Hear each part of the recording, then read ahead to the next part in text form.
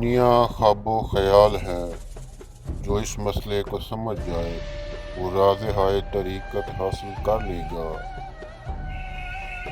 یاد رکھو ہر شے زندہ ہے، مگر ہر شے کی زندگی اور حیات کا علم دنیا میں کسی کو ہے اور کسی کو نہیں ہے۔ اگر کسی شخص کی کوئی خواہش پوری کی جاتی ہے تو آخرت کی عطایا سے کمی بیشی ضرور کی جاتی ہے۔ عاشق معشوق کا محتاج ہے اور معشوق عاشق کا مشتاق ہے۔ بس انسان کامل کی ظاہر صورت عالم کی صورت پر ہے۔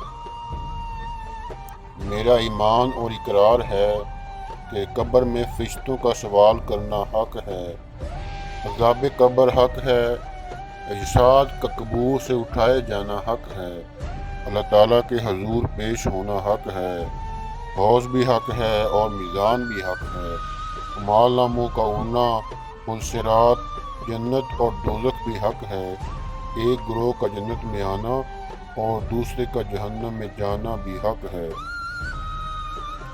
کوئی چیز اللہ تعالیٰ کے خزانوں کو کھولنے کی جرأت و دلیری نہیں کر سکتی، لیکن اللہ تعالیٰ جس کو حکم دے وہ سب کچھ ہے۔ انسان کامل اس میں اعظم ہے۔ انسان کامل اپنی حقیقت سے عالم پر نگاہ رکھتا ہے۔ محبوب کو پانا چاہتے ہو تو یہ ایک کام کرو، محبوب تمہارا ہو کے رہ جائے گا، یعنی تم محبوب کے اندر گھل مل جاؤ گے، کیونکہ جب کوئی چیز کسی چیز میں گھل مل جاتی ہے وہ ایک بن کر اسی کی ہو کے رہ جاتی ہے۔